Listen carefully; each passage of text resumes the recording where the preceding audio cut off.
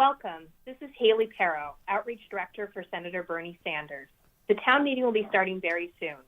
If you'd like to ask a question at any time during the event, please press *3 to connect with one of our team members.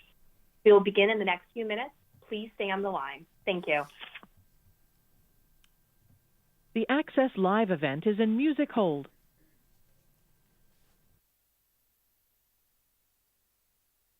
All right, wonderful. I'm going to go ahead and unmute that main host again. And the next time we'll be live.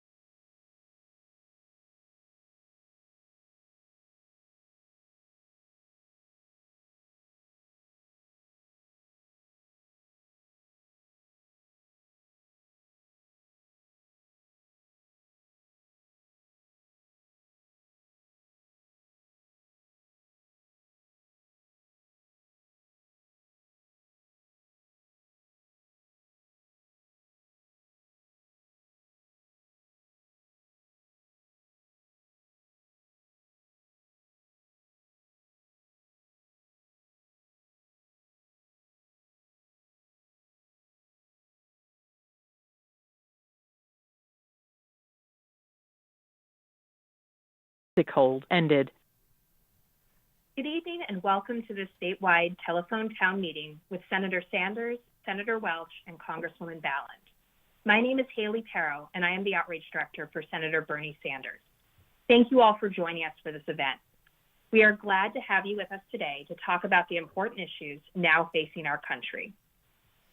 We have had a tremendous response to tonight's event with over 1,400 questions submitted by Vermonters. We're going to start with a few of these questions, and then we'll take some questions live from callers on the line. I'd like to begin by inviting those who want to ask a question live to please press *3 at any time to connect with one of our team members. They will take your name, town, and question, and after we hear from Senator Sanders, Senator Welch, and Congresswoman Ballant, we have the rest of the program to hear directly from Vermonters. We will try to get to as many as possible over the next 90 minutes. And in order to do that, we ask that you be as concise as possible with your questions or comments. So again, to ask a question and participate, press *3 now. If you have questions or need help accessing assistance after this call, do not hesitate to call any of the delegation offices.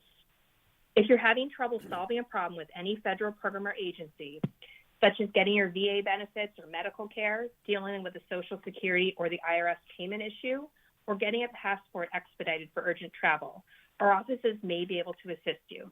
Our staff have years of experience helping Vermonters navigate federal programs and cutting through red tape. And while we cannot guarantee a particular outcome, we can help you understand what is involved. We can inquire about the status of your case, encourage proper protocol is followed, and as appropriate, advocate for expedited resolution. To get help from a member of Senator Sanders' staff, you can call our Burlington office at 1-800-339-9834, which is toll-free in Vermont, or 802-862-0697. To speak to a member of Senator Welch's staff, you can call 802-863-2525. And to speak to a member of Congresswoman Ballant's staff, you can call 802-652-2450. Now it is my pleasure to introduce your Senator, Bernie Sanders. Welcome, Senator Sanders. Haley, thank you very much, and let me thank the many thousands of people who are on the phone. What we're going to do is I'll say a few words. I'm going to give it over to Senator Welch and then to Congresswoman Ballant. And then we, as Haley indicated, we're going to open the lines. We have many, many hundreds of people who have already submitted questions, and we'll take some live questions as well. So we only have about 90 minutes. We're going to try to squeeze in as much as we possibly can. So let me begin by just being as blunt and clear as I can be. I understand there are people on the phone who have very different political perspectives, but I will say, speaking for myself, that we are living in an unprecedented moment in American history and a very, very dangerous moment. I very much worry that our country is moving toward an oligarchic form of society, where a handful of billionaires, Elon Musk and some others, are exercising enormous power over this government. For better or worse, I was at the front row of President Trump's inauguration. And right behind the president, there were the three wealthiest people in this country, Mr. Musk, Mr. Bezos, Mr. Zuckerberg, and right behind them, there were another 13 billionaires who Trump had nominated to run government agencies. So I think in many respects, we're looking at a government of the billionaires, by the billionaires, and for the billionaires. But that's not all that I worry about. I worry that we are moving toward an authoritarian form of society. Our founding fathers back in the 1770s were nobody's fool. They had just fought the war against England. They did not want any one individual, one entity, to have enormous power. They developed a very interesting form of government. They said, we're going to have a legislative branch called the Congress. We're going to have a judiciary branch, that's the federal courts. We have an executive branch, the presidency. We're going to divide up responsibility, divide up the power, so that no one group has all of the power. In the last month, what Trump has shown is total contempt for the Constitution. He has tried to usurp the power of the Congress by negating legislation, agencies, and appropriations that Congress had authorized. Totally illegal, totally unconstitutional. He and members of his administration are challenging the courts. You have J.D. Vance saying, well, I don't think, the vice president, I don't think the courts have the power to stop what a president wants to do, which is clearly in violation of 150 years of American jurisprudence. And I very much worry about the continuation of big lies. Look, I'm not going to sit here and tell you the politicians have never lied. That ain't quite the case. But the truth of the matter is that Trump and his people are taking the big lie to a level that we have never seen in American history. So let me be very clear. Trump lost the election in 2020. Climate change, despite what Trump says, is not a hoax. And most recently, it was not Ukraine that started this horrific war. It was Russia and Putin. And when we talk about all of the things that are going on, we shouldn't even forget about foreign policy. I just hope everybody in Vermont knows. Just 2 days ago at the United Nations, for the first time, the American administration, the United States, voted against a resolution that made it clear that it was Russia that started the war and that Russia has got to end its aggression. We voted against that. And we were allied with people like Russia and North Korea and Iran and other authoritarian countries all over the world. And this is what Trump is doing, is turning his back on 250 years of American history where we led the world. We were an example to the world of what democracy was about. And lastly, and I'm sure Becca will have more to say about this in a moment, just the other day, last night, bill on the floor, budget bill. And let me try to simplify what's going on. The budget is the beginning of the process. It lays the framework for what will come later, which is what is called here in Washington a reconciliation bill. And let us be clear what Trump is attempting to do and what the three of us are trying to stop. What they want to do, their groundwork is over $1 trillion in tax breaks for the top 1% at a time when we have more income and wealth inequality in this country than we have ever had. Now, how are they going to pay for that? $1 trillion, a lot of money. I'll tell you how they're going to pay for it. They're going to make massive cuts, over $800 billion to Medicaid, cuts to education, cuts to housing, cuts to the needs of our veterans. They're going to give to the rich by taking from working families.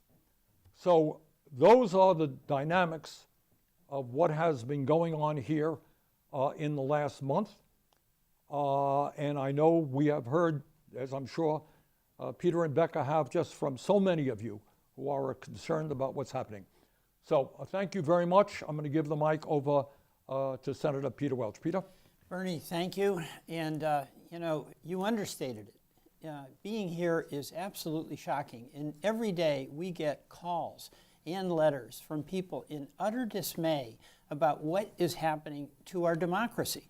People just can't believe it. And what I'm also hearing from everybody is things that you used to be able to count on, some limits, some constitutional guardrails, are vanishing. And let me just, I'm going to be very similar, Bernie, to what you're saying, because it's so true.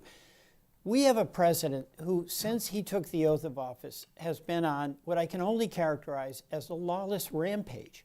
He has made it explicitly clear that the document he denounced or denied knowing anything about, Project 2025, is absolutely the agenda of the administration.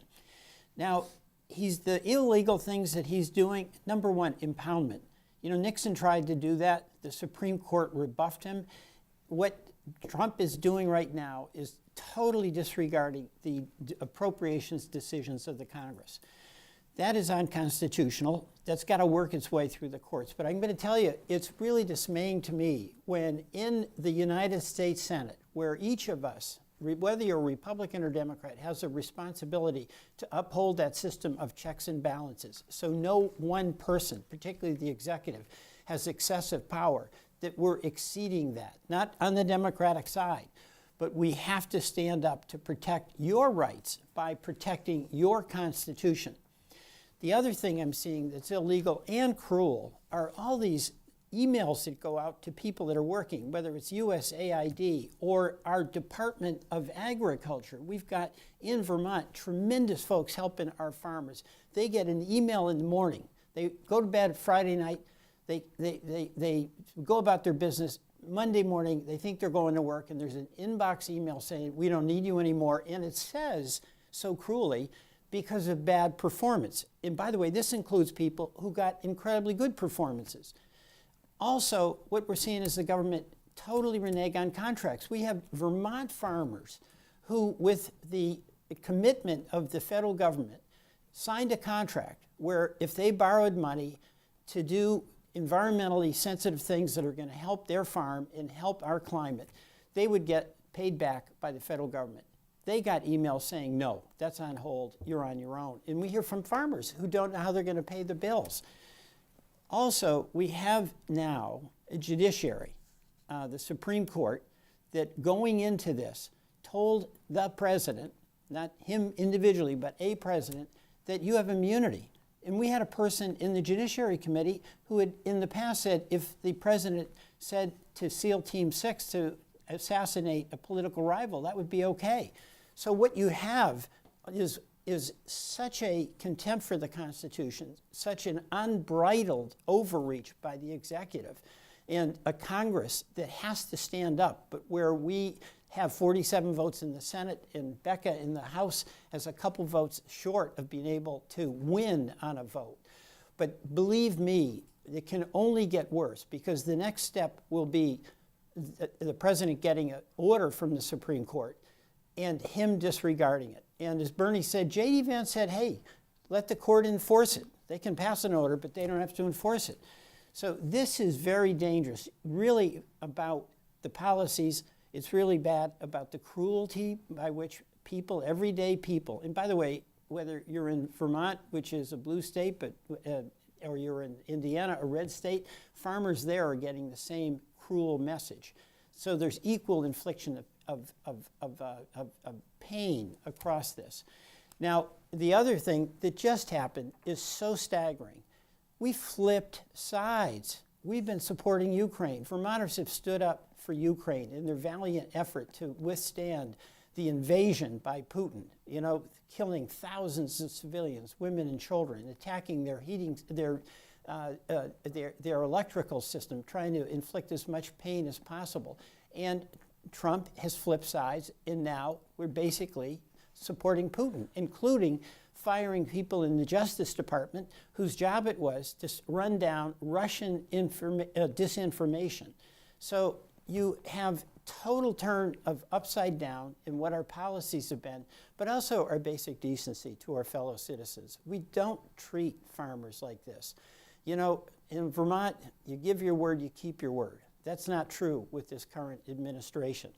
So we are doing every single thing we can, but the concern that I'm hearing from Vermonters who are calling and writing and who I'm seeing on the street, that we have a constitutional crisis in the making. You're right.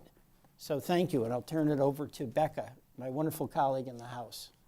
Well, thank you so much, Bernie and Peter. I'm so glad we could be here all together, and of course, I agree with everything that my colleagues have said here. And I don't have to tell you the urgency of this moment. You know it, you feel it.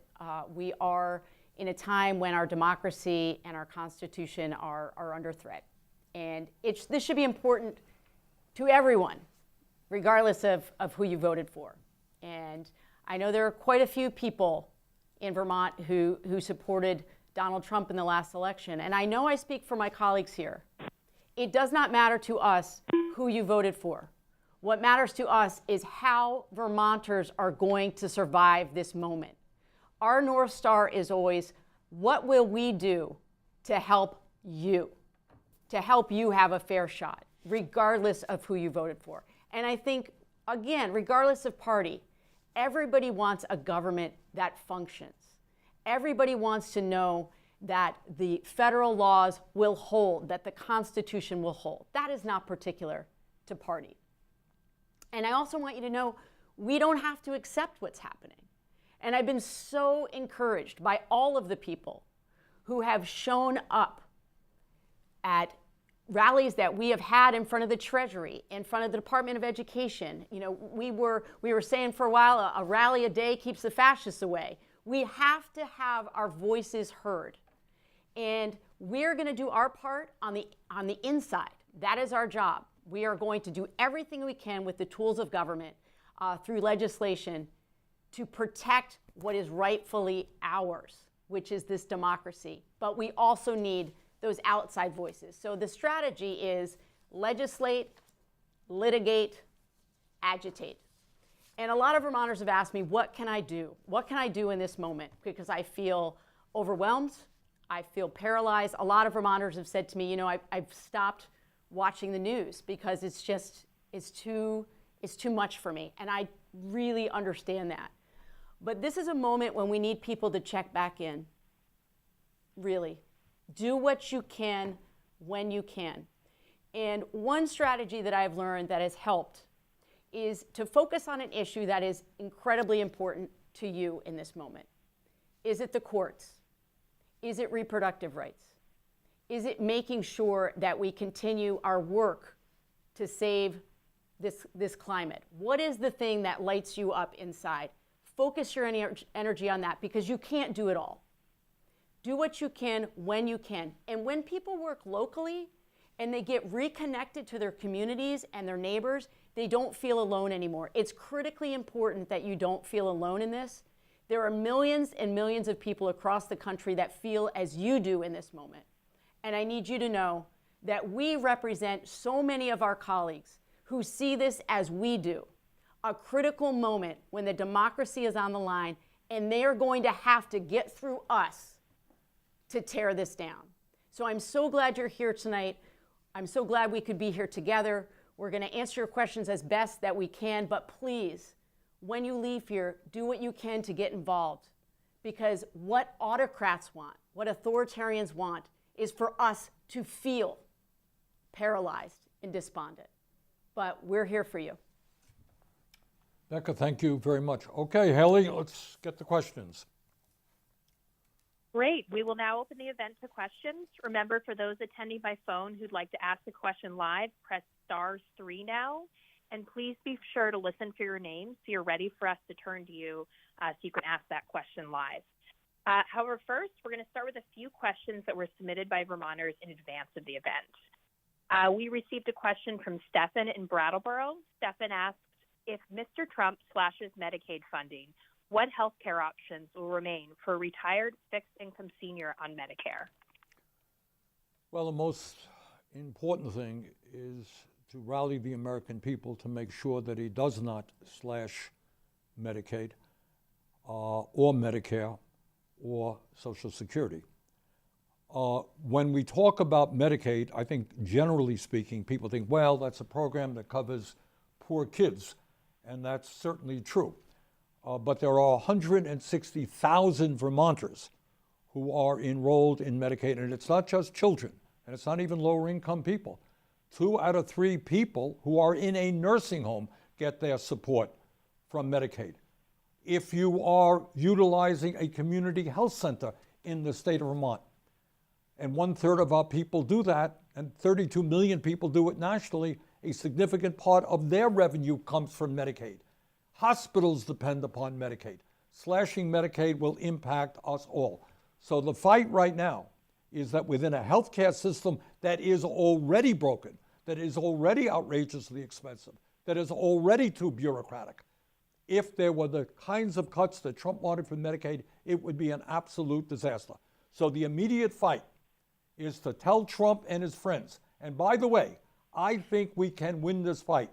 In the world that Becca lives, in the U.S. House of Representatives, 2 Republicans shift their vote and vote against tax breaks for billionaires and cuts to Medicaid, they lose. And I and others are doing our very best to make sure that that happens. But bottom line is, cut to Medicaid would be a disaster for every single aspect of health care in Vermont. Peter, Becca, you want to, Peter? I just want to add something if I could. This is a disaster because that is health care for everyday Vermonters and for seniors. 2 out of 3 folks in a nursing home, it's Medicaid. But one of the ways that we're trying to fight back is to make concrete what this means, not just in Vermont, but in some of the red states like Indiana or Ohio. And we have a strike force, a number of them in the Senate among the Democrats. And I'm the head of the healthcare one with Tammy Baldwin. And we're adopting a red state where what we're doing is going to our colleagues and just reminding them that, hey, here's how many people you have in healthcare, and do you really want that to go? And that is costing them some reservation. Okay, Haley, let's take another question. Okay. We also received a question from David in Bennington. It's about veterans. David writes, I'm a 100% disabled veteran, and I rely greatly on the VA for medical care and financial help, including disability pay. But my family and I fear that the VA will be gutted and my eligibility for benefits will be rescinded. What are you hearing about what's ahead for the VA? Well, what I know is that many, many hundreds of employees, probationary employees and others at the VA have been forced out. And that obviously means a deterioration in quality of health care and in making sure the benefits that veterans get to them in a timely manner. Let me just say this as a longtime member of the Veterans Committee and somebody who passionately believes that when people put their lives on the line, they should get the health care and the benefits that they deserve. In my view, and I speak only for myself, I think their long-term plan is to cripple and underfund the VA and then move to the privatization of the VA. That's my view. Becca, do you want to jump in on VA or? Yeah, one thing I just want to say, it relates to both the previous question and this question, which is what we need to do in this moment is continue to put the pressure on the people who are doing the damage. That is the Trump administration and Republicans both in the House and in the Senate. So I was in the Budget Committee for 12 hours just a couple days ago trying to add amendments to protect folks like veterans, to protect people who are on Medicaid or Social Security, to get an amendment in to say, you know what, hands off this money. Every single amendment the Republicans voted down. So look, in the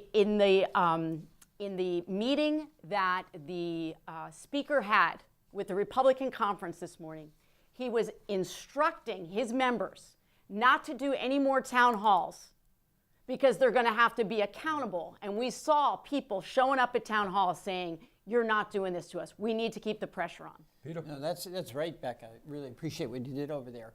But just one additional thing, DOJ, they have fired 6,000 veterans for no reason. They fired 6,000 veterans. DOJ, run by Musk, who's had $38 billion in taxpayer subsidies. Okay, Haley? Great. We will now go to a live question. Again, please be sure to listen out for your name. First, we'll hear from William in Danby, who has a question about what he can do to make a difference. William, you're live with the Vermont delegation. Please ask your question. Hi. Thanks very much for doing this, folks. This is so important to us. So my wife and I are so concerned. We talk every day, and we're like, well, what can we do to help put the pressure on? And what is it that we can do to make a difference? We're so concerned about losing our democracy. So my question was, Bernie or any one of you, is anybody planning a national strike, or is anybody planning a national day or week of protest, something that would really inflict pain on the administration and create a major disruption? Good question, William. Should we be contacting Republicans in Congress? Yes, I mean, you we should. don't know what to do. I understand that, and I think as Becca said a moment ago, what we cannot do is allow ourselves to fall into despair and be overwhelmed, because I do want to say this, and I say this from the bottom of my heart. I think we're going to win this thing. I think these guys are overreaching. I think they underestimate the feelings that the American people not only have for democracy and opposition to, I mean, the insanity Peter was just talking about. This guy Musk, the richest guy in the world, running around, firing people, sending people who work for government for years, insulting emails, firing them arbitrarily. I don't think, whether you're Republican, Democrat, or Independent, people support that. Now, what I have been focusing on, I'll let Peter and Becca speak for themselves, I've been beginning to run around the country. We've got support all over the country.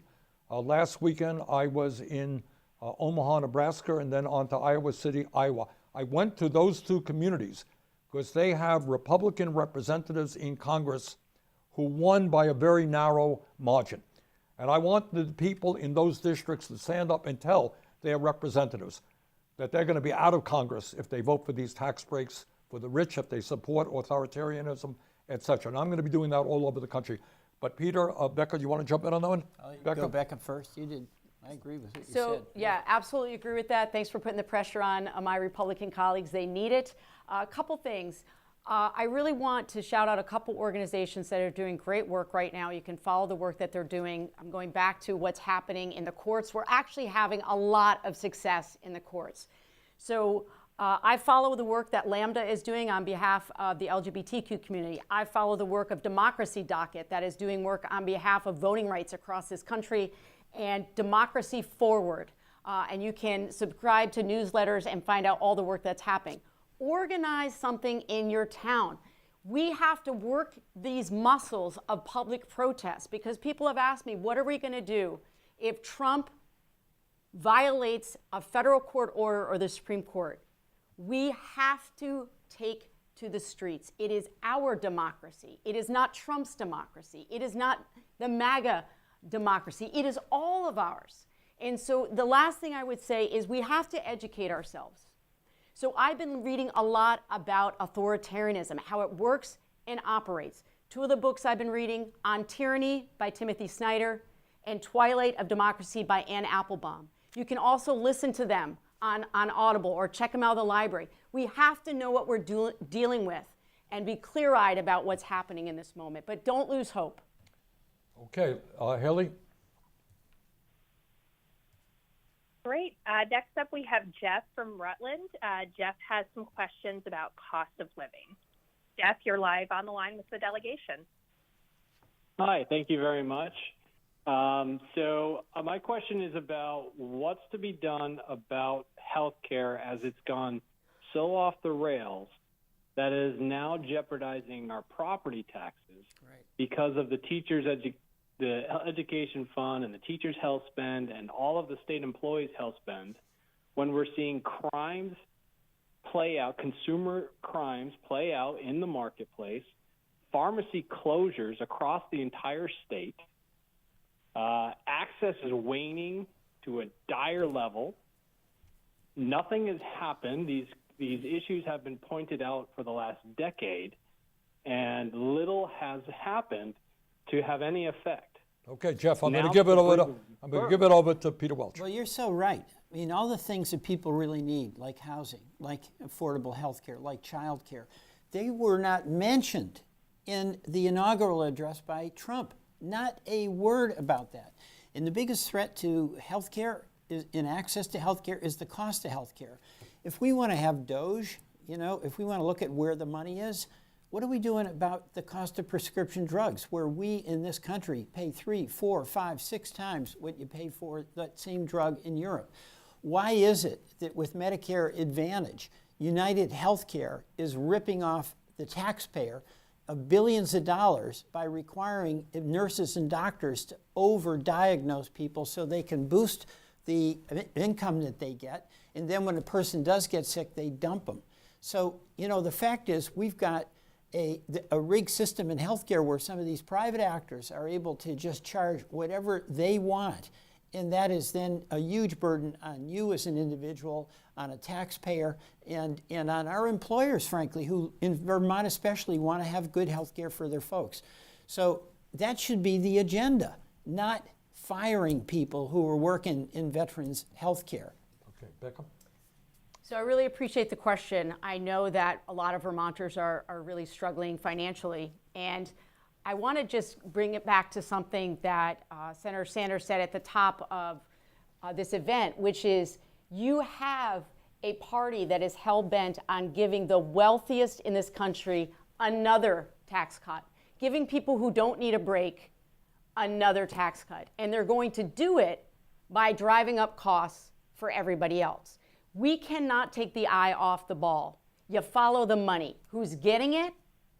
Who's getting it taken away from? And I serve on a subcommittee on the judiciary that is called antitrust, looking at breaking up monopolies that are screwing us over. And we need more work done in this area. I would simply say, as someone who's worked on this issue for decades, it is a disgrace that we remain the only major country on earth not to guarantee health care to all people as a human right. And meanwhile, we're spending twice as much per person on health care so that the drug companies, as Peter said, and the insurance companies can make huge profits. We have to bring our people together to say that health care is a human right, not just a toy for the big money interests who make billions every year. Okay, Haley? Great. Next up, we have a question that was submitted online. It comes from Jay in Underhill Center. Jay asks, what is being done to secure the funding and sustainability of Social Security? That is a very good question. Now, Trump has said over and over again, he's not going to cut Social Security. Between you and me, I don't believe him. Now, I saw something today which was a little alarming. I just saw it today, and I cannot swear to its accuracy. But apparently there is an effort now through Doge, and Doge, as you all know, is Musk's group that's running all over the government, that they're going in and laying off Social Security employees. Now, anybody who has called a Social Security office in Vermont or any place else understands that Social Security now is grossly understaffed. They're not responding in a timely manner to the concerns that people have. To cut benefits, to cut staffing would be an absolute outrage. And once again, and I speak only for myself, at the end of the day, I think in the back of Trump's mind, if you can make government services perform very, very poorly, if you understaff them, you underfund them, people say, hey, the hell with Social Security, let's privatize it. Let's privatize the VA. Let's privatize Medicare. That's my view. Peter? Well, it's the Doge model. You know, is it disruption or is it destruction? You know, you terminate these grants like to UVM for scientific research in institutions all around the country.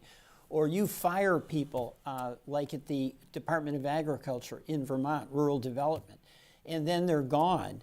And 8 months later, a court says those people can come back or those grants shouldn't have been terminated. It's too late. You've hollowed out that organization. So the reality here is that the plan is to destroy these institutions. And then with, you know, it's the Musk thing, move fast and break things. Well, you know what? He may have his $400 billion or whatever he's got to back him up. But folks who need Social Security absolutely depend on that check every single month. And that's why we have to fight and get the word out that this is real. Because what I see with a lot of my Republican colleagues is that they say, oh, it's just him talking. No, they're acting. They're doing the real work. Okay, Haley. Just one last thing, really briefly. The reason why, as Senator Sanders says, he doesn't believe what Trump says is because they routinely make deals that they then break. So I'll give you an example. So Trump has said repeatedly, I'm not going to touch Social Security. So I had an amendment in the Budget Committee the other day that said, okay, great, let's literally take it off the table. Very simple amendment. We have an amendment that says we will not raid Social Security to pay for tax cuts for the extremely wealthy. I couldn't get a single Republican to sign. So if it's true that they don't plan to attack Social Security, they would sign on. And by the way, when 20% of seniors are living on $15,000 a year or less, you know what? We shouldn't be talking about cutting Social Security. We should be talking about expanding it. And I got a bill that we're going to be introducing this week on that. Okay, Haley? Great. Next up, we'll take a live call from Josh in Richford. Josh, you are live with the delegation now. Please ask your question. Hi there. Good evening. Good evening. So my question is in regards to the Doge. I know you guys all seem to be very against it. In my opinion, I'm for it. I think exposing the corruption and figuring out where all this wasted money is going is good. And frankly, I don't understand why the three of you are more concerned about Trump and Elon's overreach as opposed to getting upset about all of this waste. And if there is this much waste, a lot of these programs that you guys are talking about, Social Security, Medicaid, we could fund those with all of the waste and the corruption, which is going on in Washington, D.C. So Josh, can I ask you to amplify? You said corruption. Go into that. What do you mean by corruption? You still have him on the call? It's obviously corruption if you're finding funds that are misappropriated, and you know, you're finding people that are taking funds that could be going elsewhere. All right, Josh. Let me. Why are you so upset about finding all of this and not good question. Upset about all of it? Okay, very good question. And I am thinking back, and again, I speak for myself. Way back when, some of you remember, I was mayor of Burlington, and we ended up having a front page story in the Wall Street Journal that I went off to after a whole lot of waste and save taxpayers a lot of money. I do not, Peter does not, and Becca does not believe there should be any waste, any fraud, any misuse of money in the federal government. And if anyone wants to make government more efficient, I'm all for it. And the truth of the matter is, there is an enormous amount of waste and fraud and abuse. But there are ways to go after it. For example, if you were to ask me the agency that has the most waste, fraud, and abuse, it is an agency which got some $900 billion, more than any other agency. That is the Department of Defense, okay? And for year after year, this Department of Defense has been unable to respond to an independent audit. They're the only agency in government, can't respond. And there are hundreds and hundreds of billions of dollars they cannot account for. Should we go after them? Absolutely. Is there bureaucracy, over-bureaucracy in many agencies? Yes, there is. So I don't think anybody up here is opposed to breaking through bureaucracy, making government more responsive and efficient. But you don't do that by just arbitrarily firing all kinds of people, dismembering organizations that are responding to the needs of the poorest people in this country. So it's not that we should not make the government more efficient. We should. It is the very arbitrary and meat axe type of approach that Musk is using in many ways in an unconstitutional and illegal way. One of you guys want to add to that? Well, I would just say, good question. But here's the issue for me. It's not on the level, the way DOGE is operating. You know, if you're going to take a program, and I think we should look at everything from food programs to the Pentagon. Can we do it better? Can we do it with spending less money, with more streamlined administration? Always for that. We're cheap Vermonters, and that's the truth. Yeah, it is. But when you're going to do that, like even in state government, you actually examine the department that you want to improve, and you then develop a plan, and then you implement it. What is happening with DOGE is they're sending out firing notices, and that's the end of it. So is it about destruction, or is it about disruption and saving? Becca? Sorry. Just briefly. So Josh, as the senator said, we all want to go after waste, fraud, and abuse. We are cheap Vermonters. We understand that that's a critically important value that we all share together. However, the numbers aren't adding up, and they are not being transparent in the work that they're doing. And I have heard overwhelmingly from Vermonters, they do not want DOGE to have access to their personal private information. The last thing that I would say is that Elon Musk is not a disinterested party in this. He is a businessman. He has billions and billions of dollars in federal subsidies and grants from the US government. He is always looking out for number one, and that is himself and his businesses. And I don't think he should have the power that he has to have access to our personal private information. Okay, Haley. Next up, we have June. June is from Jericho, and she has a question about RFK. June, you are now live with the delegation. Hello, thank you, Haley. My question is for you, Bernie. I want to thank all three of you from the bottom of my heart for all you are doing for Vermonters. Bernie, as you know, we are in a serious leadership crisis. Would you please insist that the Health Committee hold an oversight hearing on RFK Jr.? Well, I wish I could tell you I was the chairman and had the power to do that. I was, and now the ranking member. But as the former chair of that committee, I will do everything I can in every way to keep an eye on what RFK is doing. I have heard from doctors in Vermont and in fact all over the country who are very worried about Kennedy literally undermining the very foundations of American medicine and science in general. He came before the Finance Committee, which Peter and I are both on, and he continued to maintain that autism is caused by vaccines, which happens to be absolutely untrue, not to mention many other untruths. So I think we worry about the vaccine issue, which have saved so many millions of lives, and a number of other issues where Kennedy is using disinformation and outright dishonesty. Anybody want to add to that? No. Okay, let's move on. Haley? Great. Next, we will hear from Brenda. Brenda's from Bristol and has a question about prescription drug prices. Brenda, you're live on the line. Thank you. And actually, I have a couple points related to healthcare. We keep hearing about record profits of the drug companies, of the insurance companies, and I thought there had been legislation that capped the profits of insurance companies so that they would have to do any excess profits back to lowering insurance premiums.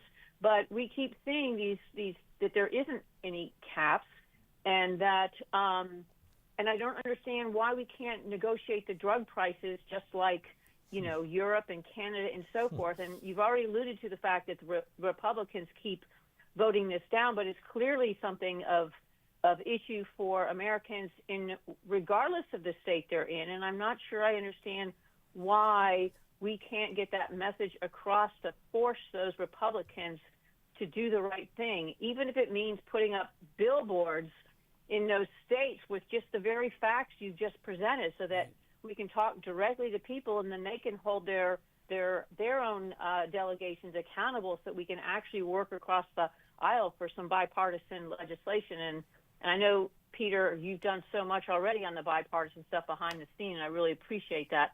And then the other thing I don't understand is why we haven't banned a conflict of interest, I say we, Congress, between insurance companies and them owning their own prescription pharmacies.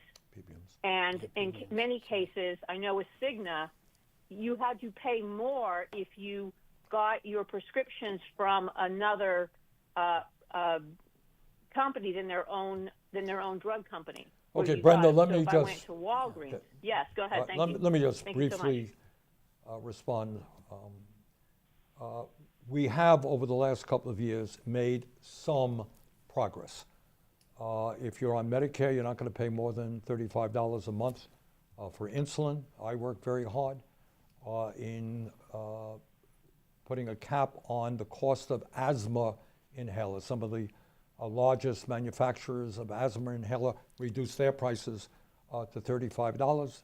If you're a senior on Medicare, no matter how many prescription drugs you now pay, you're not going to spend more than $2,000 a year, which is a big deal. And most importantly, as Brenda alluded to, for the first time under the Biden administration and working together, we began negotiating prescription drug prices with the drug companies. And that has and will continue to lower the cost of prescription drugs. As Brenda indicated, that is exactly what goes on in every other country on earth, and we are finally beginning to catch up. So, to answer the last point, in response to so many of your questions, what we have to deal with every day is the power of big money, the power of lobbyists. You ask why it is that we pay 5-10 times more for prescription drugs? It is because the pharmaceutical industry spends huge amounts of money on campaign contributions.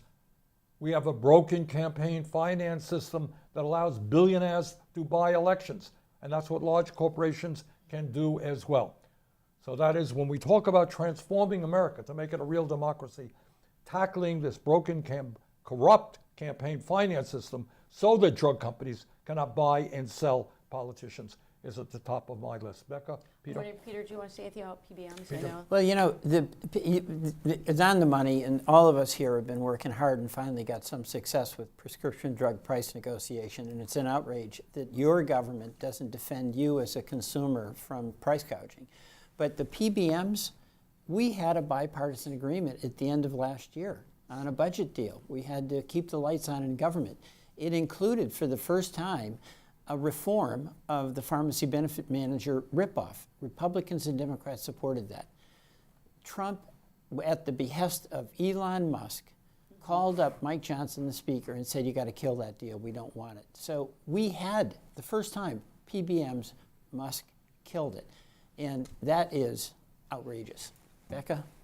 No, you've said it all. Okay, Haley? Okay, next we'll go to Rebecca from Swanton. This is a question we received in advance. Rebecca asks, I qualify for the Pell Grant and receive multiple federal loans and grants to pay for my education. Without that, I can't go to college. What can I do if the Trump administration cuts that funding? Is there any risk of the administration targeting student federal aid? Yes, there is. Yeah. There is, Yeah. There is, unfortunately. These guys have, Becca, Peter, and I have fought for years for the principle that we want all of our people to be able to get the best education they can, regardless of their income, that it is absolutely insane that Vermonters go to college, end up $50,000 in debt. You go to graduate school, medical school, $500,000 in debt. Totally crazy. And we put pressure on the Biden administration. The result of that is some 5 million Americans receive loan forgiveness, debt forgiveness. And do I think that this will be a high priority for the Trump administration to kill? Absolutely. They've never liked that idea in the first place.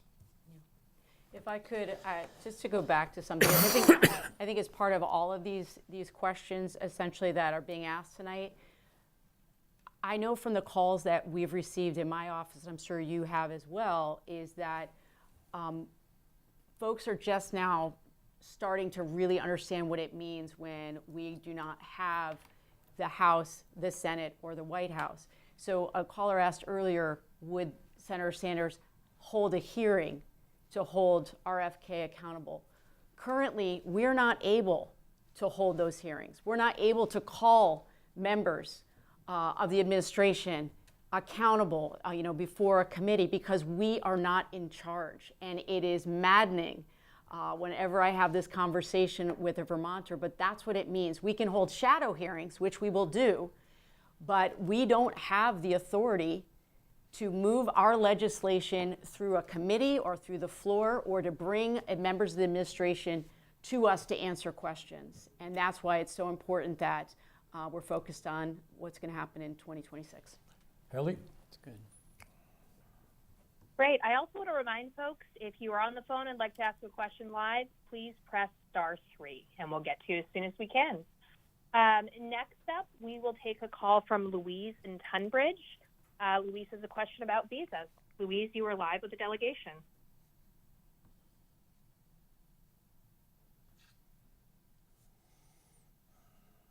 Louise, do we have you?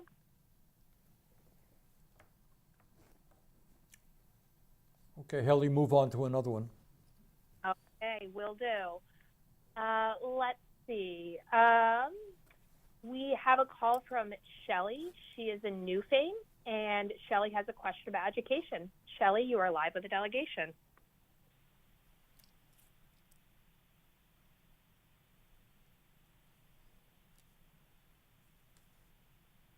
In public education here in Vermont. Go ahead, Shelley. I've worked in public education in Vermont for the last 25 years, specifically serving students with disabilities. I am gravely concerned about the rhetoric around eliminating the Department of Education.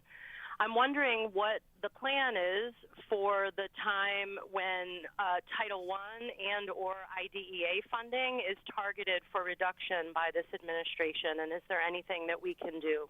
Thank you. All right, I'll give it over to a former teacher, right? That's right. Shelley, thank you so much for being in the classroom. I also was a classroom teacher for many years, and I know that when you're a classroom teacher, you think so much about the students and the families that are in your classroom. And I, too, am deeply concerned about the rhetoric around dismantling the Department of Education, because we know the people who will suffer the most are the folks that need the support, as you said, through Title I and IDEA. Now, it is all part of a plan to essentially privatize public education going forward. That's why this rhetoric around closing down the Department of Education is coupled with expanded talk about vouchers. And so right now, we can't get any answers, clear answers from this administration about their plans going forward. I was one of the people down at the Department of Education demanding to be let inside so we could have a conversation with the acting administrator there to say, what are the plans? Teachers and parents across this country need to know what's happening. And we're going to continue to push, but we don't have any clear answers. And I know that is not comforting to hear, but please know that we all care deeply about the public education system and will be defending it. Yeah, well, I was going to say, you know, the Department of Education funding from that department in various programs that Becca was talking about actually help keep our property taxes down, because if that is abolished, that means all that burden is going to come back to the property taxpayer in Vermont. And property taxpayers in Vermont are totally overstretched. It's brutal. But, you know, the questions that so many people have asked about what happens, that's the burden that should be on the Trump administration. If they want to change something and they claim it's better, they have to have a plan to make it better, and they have to have an answer to that very appropriate question. And they don't. So that's why when I'm criticizing DOGE, it's because they don't have a plan, and they don't care to have a plan, and it's all about just downsizing and then finding savings that they're going to put into this tax cut. Let me just reiterate what Becca and Peter have said. If you stop federal funding for education, it will mean higher property taxes. It means if you have a kid with a severe disability, I'm not quite sure what you can do, because public schools will not be required or able to take care of that child. Low-income communities will not get Title I money, which is keeping them afloat and enable them to hire the teachers that they need. So this idea of willy-nilly, just, oh, we're going to abolish the Department of Education, really, will lead to what I think Becca was saying, a movement toward the privatization of public education and public funding of vouchers, which primarily will benefit the wealthiest people in the country. Okay, Haley, fire away. Great. We're going to try to go back to Louise in Tunbridge. Louise, you should be live. Thank you. Can you hear me? Loud and clear. Yes. Oh, good. This is not exactly a question, but I've been listening to excellent questions that I hear all the time and read about. What I want to ask for is a comment from you all. If I heard President Trump tonight on the news talk about a golden Visa card, which can be purchased for $5 million, that people from other countries can come into the immigrate into the United States by buying that card. And my question is, and will they be expected to pay taxes, or do they fall into the multi-million population that doesn't have to pay taxes? Is this really true, Senator Sanders? Louise, the problem is people say, is this really true? What is going on is so absurd and crazy that we have to answer that question 50 times a day. People have a hard time believing it. So if you are a citizen of Vermont, you lived here your whole life, hey, you could face up to the likelihood that they could cut Medicaid, education, and your basic needs. But if you're some billionaire in Saudi Arabia or someplace, hey, welcome to the United States of America. $5 million, man, we want the rich and the powerful to come in here. Now, in terms of what they will pay in taxes, they become citizens, presumably they pay taxes. But Trump is working hard to make sure that the rich in general don't pay taxes. But the idea that even in terms of immigration, when we talk about it, you got people in Vermont now working on dairy farms. Farmers desperately need them. These are honest, hard-working people. They are undocumented. We've got to deal with that reality. But to throw them out of the country and then to bring in some billionaire here who can pay a huge amount of money to buy citizenship, wow, that ain't what this country, in my view, is supposed to be about. All right, Haley, fire away. I ranted a little bit there. Next up, we have Adam from Manchester. Adam, you are live. Yes, hi. Thank you for taking my question. I'm a psychiatrist in Manchester, Vermont, and you need to move to Washington. We desperately need help here in Washington. All the psychiatry you got. Oh God, I think I'm in need of several myself right now too. But near and dear to my heart is the kids who are trans, and really being concerned and want to advocate for them. I mean, as you all, I'm sure, are well aware that their rates of depression, anxiety, suicide are so much higher. And with the decline of social norms that we're going to see with these repugnant executive orders, not only, what's being done with their documents, which, to be honest, is something that's affecting me and my family personally, I'm just concerned, that they're being forgotten about when all of these other problems are happening, and wondering what you all as the delegation are doing to protect these kids. All right. Adam, thanks. Becca, you want to take a shot at that? Absolutely. Adam, thank you so much for the call. I want to reassure you, these kids have not been forgotten. They are top of mind for me every single day. In fact, I was meeting today with a family from Vermont who has a child who is trans. I met with them in my office, talked about the letter that I actually submitted to the Trump administration today to demand that he repeal his edicts. I'm calling them edicts and proclamations about not allowing trans kids to get the health care that they need and deserve. I want to urge you to, as I mentioned earlier, go to Lambda online. They are spearheading a lot of litigation around this. But I've also been talking with providers in Vermont. They're going to do everything that they can to make sure that regardless of what the Trump administration does, no matter what the threats are, they're going to do everything that they can to make sure that these kids get the health care that they need and deserve. And I, for one, I know I speak for the delegation, we are looking out for the rights of every single Vermonter. Okay. Yeah, I just want to reiterate, I appreciate the work you're doing there, but we have to respect the rights of everybody, and we have to do that all of the time. And we're proud of our tradition in Vermont of doing that. And it's appalling to me that so much of the rhetoric that comes out of the administration is about vilifying people. We have to be together and support one another. Okay. Adam, thanks for the question. Haley? Our next question comes from Deirdre. Deirdre is in Royalton and is a government employee. Deirdre, you're live. Hi, Senator Sanders.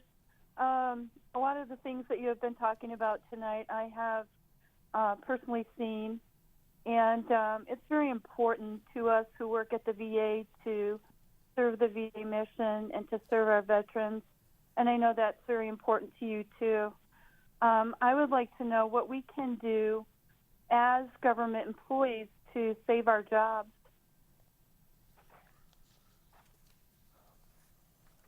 This is, Deidre, let me begin on behalf of the whole delegation for thanking you for what you're doing. The VA hospital in White River provides outstanding health care to our veterans. I talk to veterans every day, and almost without exception, they are very positive of the work that the staff is doing at White River, as well as the CBOCs that we have all over the state. Look, we are going to do, I'm on the Veterans Committee, and I know Becca and Peter share my feelings. We are not going to allow them to decimate the VA system. We are going to oppose them every step of the way in terms of, and I've written to the new secretary, Doug Collins. He came before, when he tried to get nominated, oh, we love veterans, we're going to strengthen VA, and a week later there was 1,000, 1,500 VA employees laid off. So this is a fight that not only I'm going to be in and our delegation's going to be in, you have the VFW, the American Legion, the DAV, all the service organizations understand how important the VA is and what a great job and an important job you guys are doing. So we're going to stand behind you and make sure that the VA remains intact. You know, it's another example that this is a very cruelly and crudely implemented plan. I mean, you're working, you're showing up for work, you're doing work that needs to be done, God bless you. And suddenly you're worried about your job, and rightly so. 6,000 veterans have been fired, and folks from the VA have been fired without any plan, without any explanation of, all right, who's going to take care of the veterans? And you know, we're all proud in Vermont where we have an enlistment rate that probably exceeds almost every other state. And in all the conflicts, it's Vermonters who step up and serve the country. And our obligation to every one of those veterans is to make sure the cost of the war includes the cost of taking care of the warrior. Okay, Haley. Great. We have time for about 2 more questions. Next up is Tim from Guilford. Tim, you're live. Hi, can you hear me? Yep, loud and clear. Yes. Okay, thank you. My question is about USAID, an acronym that probably 95% of the Americans never heard of until the last couple of weeks. It's the major arm of the U.S. assistance abroad, and the programs are for health, democratic governance, economic growth, education, and humanitarian assistance. And you guys in Congress are the ones that provided them with the resources to carry out these programs. Now, the Trump administration has basically hamstrung the organization, fired many people or furloughed many people, and the programs are basically all on hold. What can you guys do to to actually make sure that your allocations of resources get used for the purposes that they were destined for? Well, thank you, and we're very aware of this. I want to say a couple of things.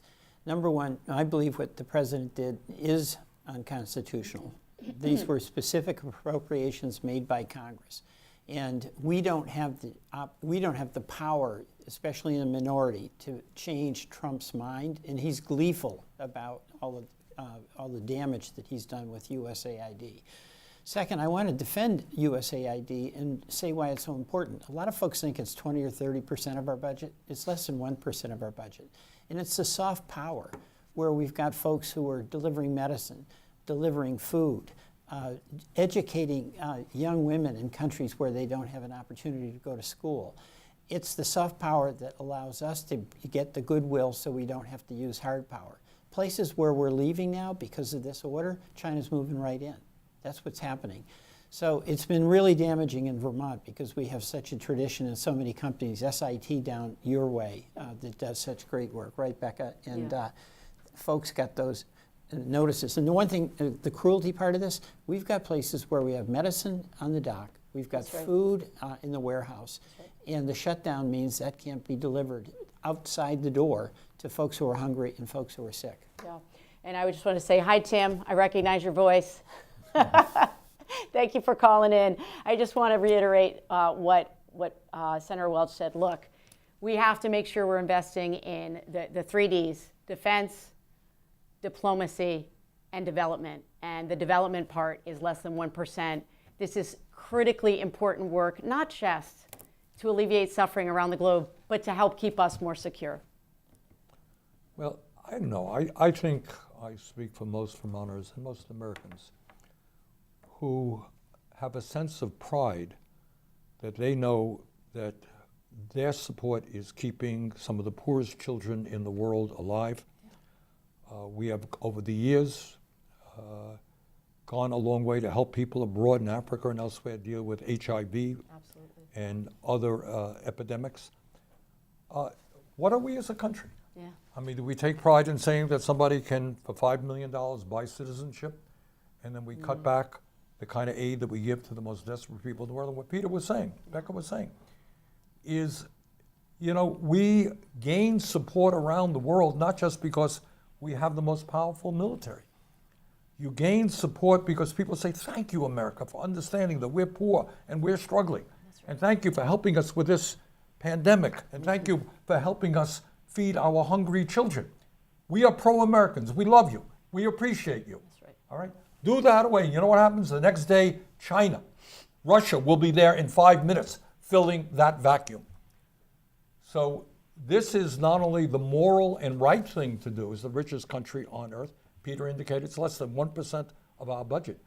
It is, from a national security point of view, the right thing to do. You want to have people around this world respect us and like us, we have to maintain USAID. And by the way, what Musk did there and his friends did there is once again a big lie. What was it?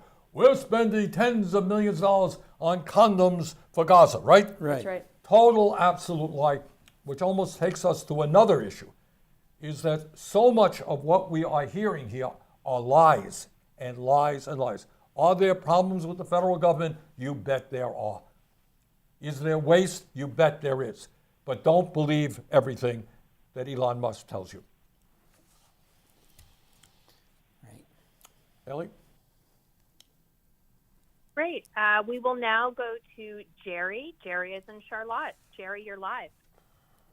First of all, I want to thank everyone involved for putting this on. And I am going into what Senator Sanders just said about the lies, and it ties into my question. I believe most of the people that do not follow Trump understand where Trump is trying to lead this country, and he is throwing out a very, very wide net to bring it all together under his control. He does lie. The issue is we cannot tell his followers that he's lying, because then they just turn around and say, no, you're the one that's lying. Right. Now, he is also trying to take over the media. Mm-hmm. He has already banned Associated Press from certain press conferences in the White House. He has sued several media outlets. I believe, and this the lady earlier mentioned the $5 million golden visa.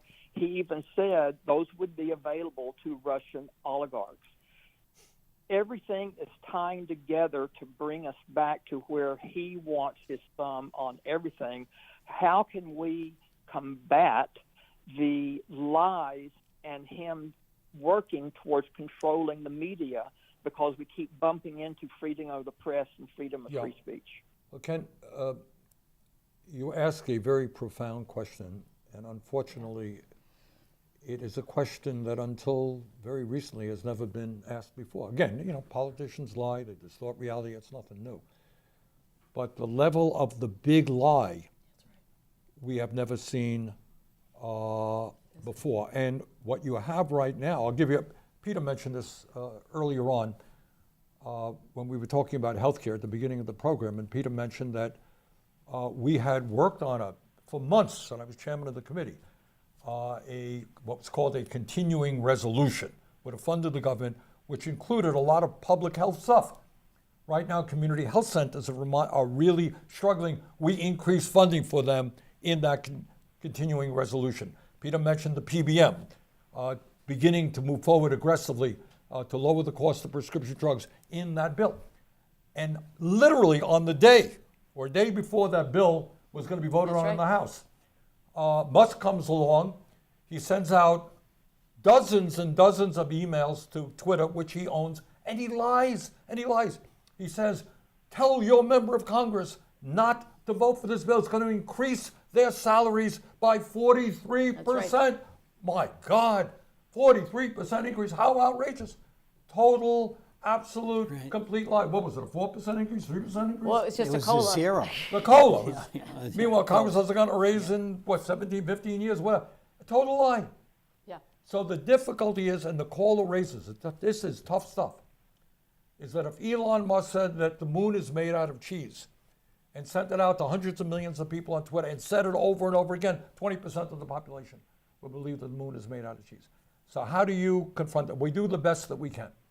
But it means just talk about the media. Just today, the Washington Post, owned by the second wealthiest guy in America, a guy named Jeff Bezos. He announced that his editorial page was moving to the right-wing Trump position.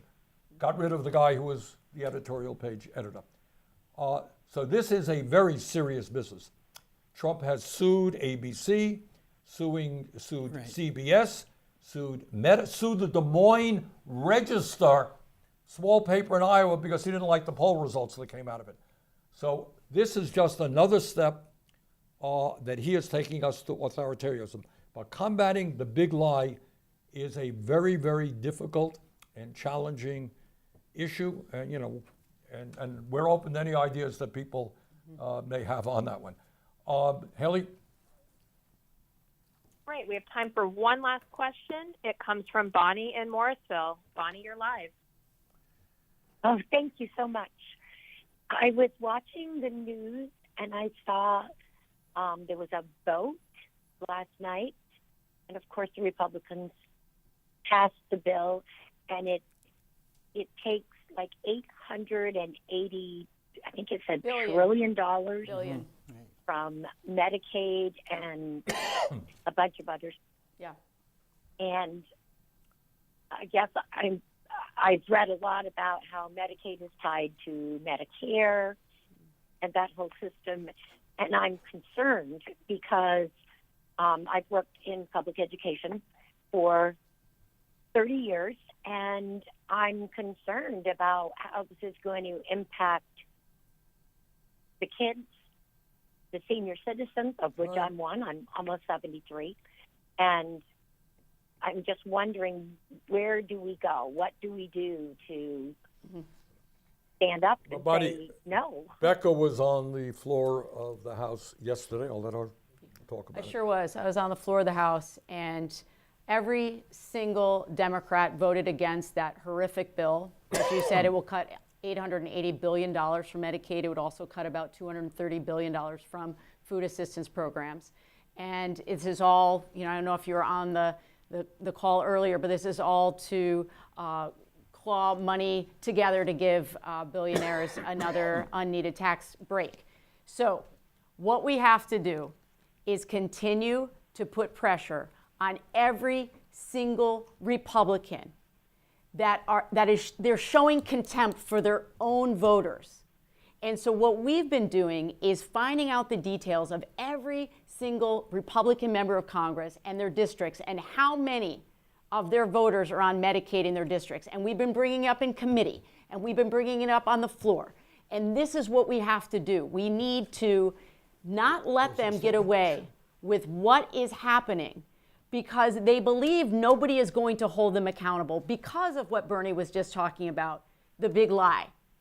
And so this is something that we all can do. It is about calling Republicans on the carpet about what they've done, but it's also about flooding the White House with calls, frankly, because he is the one demanding this.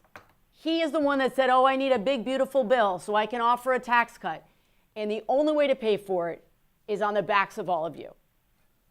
All right, I think, first of all, let me thank everybody that has been on the phone, those of you who submitted questions over the last couple of days. We obviously could not get to all of the 1,400 questions.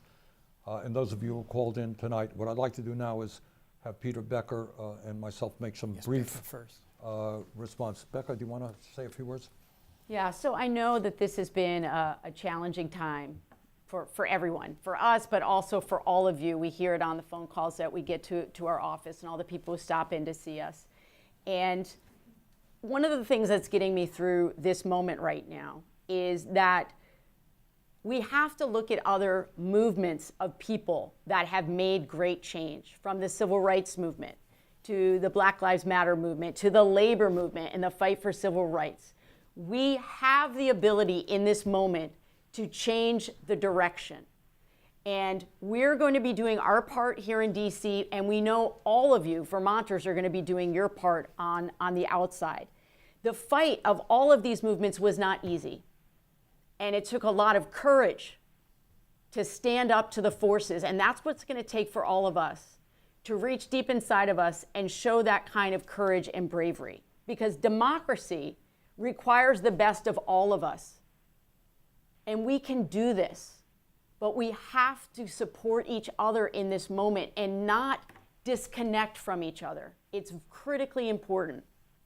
And I want to end by saying, we all know democracy is not guaranteed. This is a 250-year-old experiment. And so far it is held, but it takes all of us to continue to hold it together. And I give you my word, I will be doing everything with the power that I have right now to make sure that this democracy will survive. Thank you, Becca. Peter. Becca and Bernie, thank you. But I want to thank Vermonters. You know, we have a proud tradition of respecting one another, of standing up for democracy, of having a town meeting. And you know, we do that not just for some abstract reason that it's a nice way to do government. We do it because of that mutual respect and our acknowledgement that we have difference of opinions, but the way that we can resolve them so that all of us can take a step forward instead of descending into a fight is by sharing the decision making. And our democracy now is imperiled. That is the tool that we need to save to protect our future and the future of our kids. And it is being imperiled because you have an autocratic-oriented president who believes that he is above the law, who has a very conservative Supreme Court that essentially said presidential actions are immune from prosecution. And we have a Congress that unfortunately our Republican counterparts are exceeding the authority of the U.S. Congress as an independent branch to the executive. Now, how are we going to deal with this? Number one, as Becca said, we got to hang together. And even as we're tense and have discussions and debate about what's the right tactic, we're all on the same page. We want to protect our democracy and maintain mutual respect. Number two, I think that we've got to start exposing and explaining to folks what the implications are, because all the damage that's going to happen to us in Vermont if we lose Medicaid, that's going to happen everywhere. And you know, you've got folks, this is not a partisan deal. You've got folks who have parents that are in nursing homes and suddenly they're not in a nursing home. That is devastating, regardless of what your political orientation is. So that's something that we really, really have to do. And we have to try to give each of us mutual support as we go through this. It's just alarming. Everyone who I talk to them, you know, do you want to read the news in the morning? You don't. But we have to depend on one another and try to give each of us mutual support so we get through this. I think we can. As the reality of this program from Trump gets understood, people are going to react to that. Thank you so much for being here. Well, Becca and Peter, thank you. And let me just conclude by saying this and maybe try to end it in an optimistic way. Because in a sense, I do have faith in the American people. As I mentioned earlier, I was in Nebraska and Iowa last weekend. And the turnout was just extraordinary. Far more people than we thought. We're going to be heading to Michigan, Wisconsin. So people in Vermont, you'll have to forgive me a little bit. I may not be back home as much as I would like, but I think it's important to get around the country, to go to those marginal districts, to explain to people what is in this horrific piece of legislation and other actions on the part of the Trump administration, so they know. So they tell their Republican Congress people not to support all of that. And I think Becca made a very important point. For better or worse, and I think it's for worse, obviously, we are living in an extraordinary moment in American history. But this is not the only extraordinary moment, you know? Yeah. We have lived as a nation through the Depression, where 25% of our population was unemployed. I'm thinking back to 1941, where the United States was attacked at Pearl Harbor. We were nowhere prepared to fight a war on two fronts, yet we came together. And literally in 2 or 3 years, because of the military and the industrial capacity of the country, we won. I'm thinking back, You know, when I was a kid, schools were segregated. Black people could not drink at a bloody water fountain. And we overcame that. Martin Luther King and the civil rights movement, the gay rights movement.